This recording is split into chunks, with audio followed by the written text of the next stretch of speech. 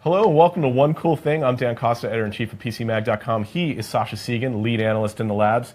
And we have a great product for you today. Every day we go live on Facebook. We take one thing off our shelf that we've been testing. We show it to you live on Facebook. We answer your questions. And today that thing is the Essential Phone. It's a brand new phone from a brand new phone maker that is designed to compete with the iPhone and the Galaxy S8 and many other Android phones. Sasha has just finished testing it. He's going to give us all his details. If you've got questions, ask us in the comment section.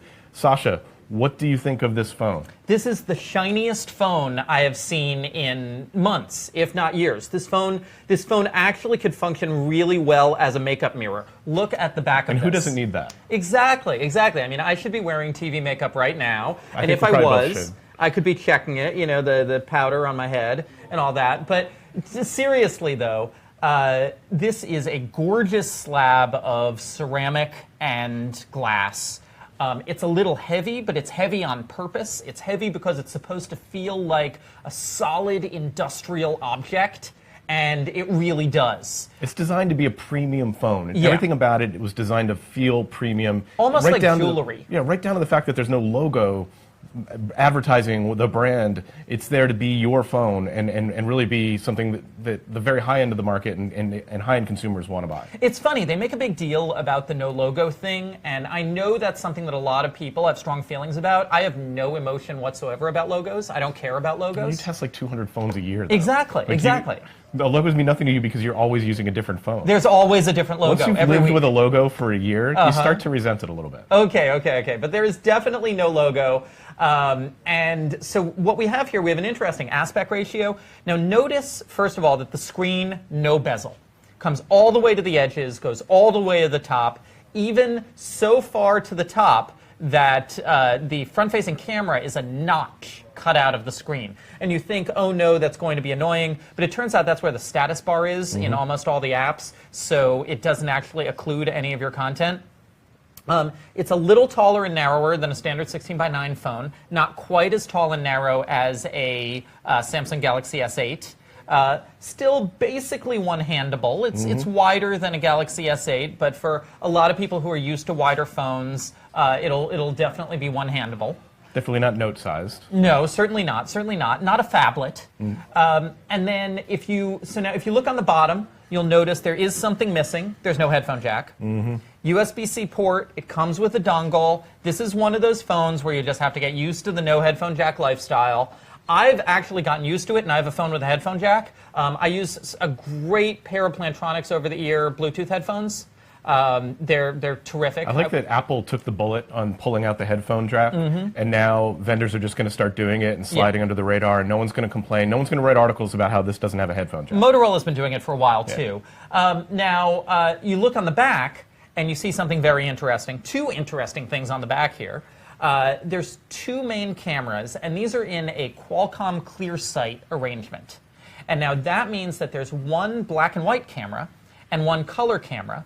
They're essentially the same camera, except one of them is missing the color filter, which means it can capture more light. And ideally, I've seen demos from Qualcomm. Qualcomm says that this allows you to capture a lot more detail with the black and white camera, and then add color data with the color camera for more dynamic range, richness, better low light capability. Yeah, I was actually just at Essential's headquarters this last week, and I saw the demos of the color photo, the black and white photo. You can see there's a difference in detail, and then they blend the two. It seems like that would result in some pretty great image quality, but after testing it, you were less impressed with the image quality. Yeah, so here's where you get to one of the first problems with the Essential phone, which is this is beautiful hardware, but it's clearly from a company that has never written phone firmware before. And so, for instance, the camera app is a mess. And it was horrible, and low light performance was abysmal 48 hours ago. And then 10 hours ago, before now, they issue an update. And now low light camera quality has gone from abysmal to just kind of mediocre. But you can see that they'll probably further improve the software to make it better. Yeah.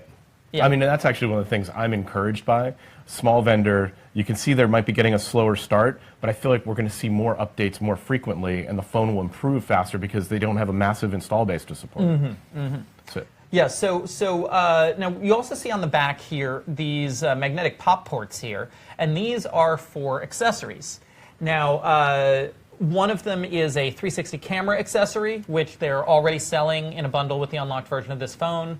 They're promising a dock accessory. Now, I am a little hesitant here to make any suggestions here because I'm, very much a show me person. I don't believe in promises.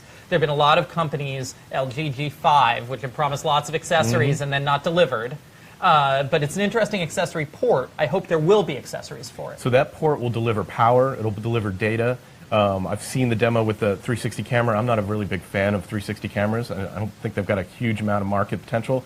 But the thing that was interesting is that this port is the same accessory port they're going to use on all of their devices. It's basically like the Motorola Motomods port. Yeah, but they're going to. So when they come out with the Essential Home product, which I still don't believe exists because I don't believe in promises. I saw a demo for it might exist at some point, but they're going to use the same dock, the same accessory port to add components to that piece of that device as well, which I find promising. Yes.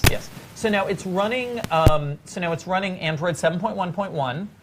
It will get an Android O update, though they haven't promised a date for that. And it's a very, very spare, basic load of Android. Now, I have a couple of benchmarking apps on here, too. But if you've got questions about this phone or any other phone, ask them in the comment section. We'll answer them live. I'm sorry, go on. But yeah, they only preload the Google apps. There's no duplicate apps. They're Google's versions of the apps. Sprint adds 2 bloatware apps, and you can delete them. And that is the My Sprint account manager, that really doesn't bother anyone because it's your account manager, and a Tidal app where, if you don't want Tidal, you can delete it. And in fact, I deleted it off of here without a problem. I mean, I don't mind the preload as long as you can delete it. If you're savvy enough to want to delete the apps to free up space, let the consumer actually delete those apps. It's their phone. I agree. Now, it looks like we might have some questions about the Essential phone already. So if this is coming from a company that it's never made a phone before, why would anyone trust to go with this instead of, let's say, an iPhone or another Android device? And this is where Dan and I may have slightly different opinions. Indeed we do. Yes. So my opinion is, yes, they have no track record. You don't know if you can trust them. I'm reminded a lot of NextBit, which is a company that was founded by a bunch of great ex-HTC employees. They released one phone called the Robin. It was a mid-range phone. It was pretty cool. I liked it. And then the company got bought by Razer and essentially disbanded. And there will be no follow-up to the Robin, and Robin support is going to tail off. So I'm hesitant when it comes to startups. But you have a much more positive perspective on it. I think I am. And it could be because I actually spent some time at their headquarters last week. I drank a couple cups of Kool-Aid and talked to Andy Rubin and got his pitch directly. And his point is this, which is, and Andy Rubin, first of all, seasoned industry executive, was in on the first Sidekick, worked at Android and led Android for 8 years, made it the most popular operating system. Well, he's basically the creator of Android. Yeah, most popular operating system in the world. So those are pretty good credentials. They've also got a tremendous amount of money, which is nice. They're partnering with Best Buy for retail distribution. They're partnering with Amazon for distribution and for technology. Alexa's going to get built into the phone. They're partnering with Sprint. It's going to be sold in Sprint stores. And they're partnering with Sprint too. So they've got some carrier support, which is, again, really crucial for getting into the U.S. market. So you check all those boxes, and I say, you know what? This is not your average fly-by-night startup. They're very well capitalized, and they're also not going for the middle of the market. They're going for the high end of the market. And the point here is that they're thinking, look, Apple and Samsung dominate the high-end smartphone market in the United States. They're also making a lot of profit on those devices. They think by selling 1 million of these a year, they can make a sustainable business that can feed itself and continue to innovate. And I just don't think this is your average startup company. And now we get to the most perplexing thing about this phone, really, which is that, so we hear that part of Essential's pitch is that they can create an elegant, high-end phone and take a little bit less of a profit margin than Apple and Samsung do. This is more expensive than the iPhone 7. So let's get into pricing. It's more expensive It's than available the iPhone 7. from Sprint. You'll be able to get it at Best Buy. How much does it cost? Okay. So there's this pricing. This is the weirdest priced smartphone I have seen in ages, because there are two very, very different prices. And whether or not I recommend this depends on which price bucket you end up in. Sprint is selling this for a 18-month lease with a buy at the end of the lease option that essentially makes this about $380. And so now at $380, this is an amazing buy. This puts it sort of squarely up against the OnePlus 5, which is $479, and similar Qualcomm 835.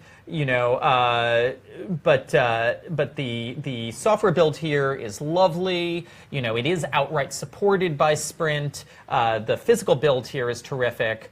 380, great buy, great phone. However, the unlocked model is $700.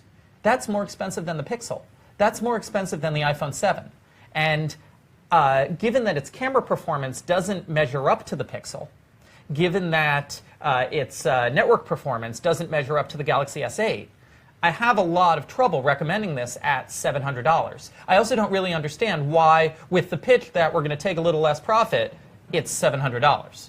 Yeah, I mean, the components are what they are. The other thing that notice, I don't know if we talked a little bit about the screen going edge to edge, how that creates a beautiful aesthetic, but this is not an OLED screen. This is an LCD screen. Yes, so let's talk about the LCD screen here. So the LCD screen here, by the way, this makes it ironically not Google Daydream compatible, because that requires OLEDs. But the LCD screen here, the colors on it are great. Very rich, very saturated, excellent blacks. What you end up missing vis-a-vis, say, the Galaxy S8 is actually outdoor visibility and reflectiveness. The screen is noticeably more reflective than the Galaxy S8 screen, so it isn't quite as readable outdoors, and you get more reflections of ambient things off the face of the screen. And so that's a little bit disappointing. That puts the screen at a notch below the Galaxy S8 screen, which, once more, if this was a $500 phone, would be totally all about it. But once again, if you're charging the same amount of money as the Galaxy S8, why are they doing that? Yeah, and a $200 price difference is pretty substantial. So this is it's available with Sprint. It's going to be sold by Sprint, but you're going to be able to use it with any carrier. Well, not the Sprint unit. Yeah. So there's going to be a special Sprint unit that's sold for $480 to Sprint people who use it on Sprint. However, this unlocked model, which is $700, works on all the major US carriers and all international carriers. It's truly a universal unlocked phone. There aren't that many of those. The Galaxy S8 is one, the iPhones, the Pixels, some lower-end Motorola's, but it's not a big crowd of all 4 carrier unlocked phones, so it's good that there's another choice in there. Looks like we have some more questions out there. What's the battery life like? We have been unable to test the battery life so far because my battery tests have been failing because of poor Sprint coverage in our office. We have not had this phone for very long. Yeah. Our battery tests require a phone to maintain a consistent LTE connection for an 8 to 10 hour period. And because of some Sprint coverage problems we're having, that keeps on dropping. So still working on the battery test. We'll get there. We've got to get Sprint to get in here and install another microcell. Oh, apparently they want to, but there's a problem with the building management. Yeah. Yeah. That doesn't surprise me. Yeah. But we could take it home over the weekend. You probably better coverage at home. Yeah, my Sprint coverage is really good at home. So worst case scenario, I'll run it overnight. I'll run it overnight tonight and get the number. But nothing I've heard from the company. It doesn't sound like that's an area they expect to differentiate themselves. Yeah, it's a 30-40 milliamp hour battery that is good. It's with the LCD screen, which is a bigger power draw than an OLED screen. I'm expecting perfectly decent middle-of-the-road battery life. Given that it's a very basic Android build, it's probably going to have really good standby time. It's the Android skins and additional background operations that tend to create that standby drain that you see is often a problem with Samsung and LG. Which is also one of the problems with bloatware. Yes. With people, that it is, all those things running in the background are in fact hurting your battery life. So what I'm anticipating here, also from my testing and usage of it, is perfectly decent ordinary usage time, really good standby time. So who's the customer for this? I mean, obviously first generation device. They brought this to market, I think, in 18 months. It's a 100-person company, so they're running lean, they're running fast. This is the first product they're bringing to market. They want to get it on the market before the holiday season. Obviously, not going to be the last phone they bring to market. But as it is now, who's the market for this? So first of all, there's that Sprint deal, and at $480 on Sprint, you get the So one thing you have to understand is that the flagship killers, the mid-range flagship killers, are not available on Sprint. The OnePlus 5 does not work on Sprint. The ZTE Axon 7 does not work on Sprint. The Huawei's do not work on Sprint. So Sprint consumers have been locked out of that mid-range but high-performance category up until now. They've been driven to Samsung and Apple. Well, yeah, if they want that high end. Yeah, exactly. And so this lets Sprint consumers get, except for the camera so far, close to Galaxy S8 Pixel performance for $200 less. There's a really good value proposition there. At the unlocked price, I think it's really a fashion play. I think this is about people who really like the look of this device. They like the solidity. They think it's going to make an identity statement with the elegance of the software and the ceramic back and the bezel-less screen. It's not about performance. It's about look when you get up to that $700 price. And the range of ceramic backs that they have and the colors that they chose, they are making a lot of aesthetic and design plays that give you a lot of variety, a lot of options. We'll eventually get examples of all of those onto the website and into the review so you can see all the different color choices. But that will make a difference to some people.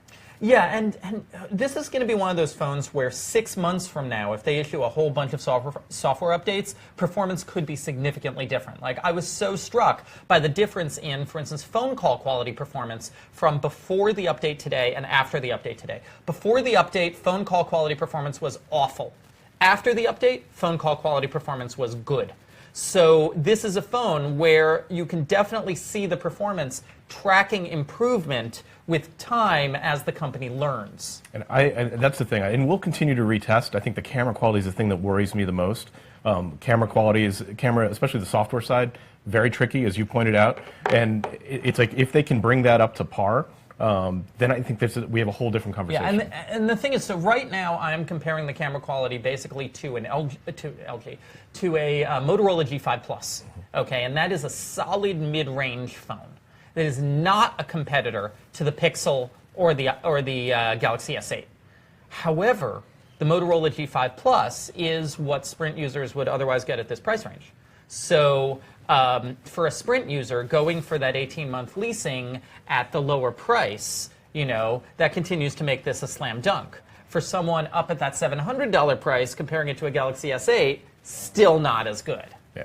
Very cool. So you can read Sasha's full review on PCMag.com. I think Sasha's going to go back and rewrite that review this afternoon. That'll probably happen a couple of more times. Yep. That's the way phones work these days. That has been one cool thing. Thanks so much for joining us. We're going to be back next week with all new products. In the meantime, you can always check out PCMag.com for all of our reviews. Thanks for joining us.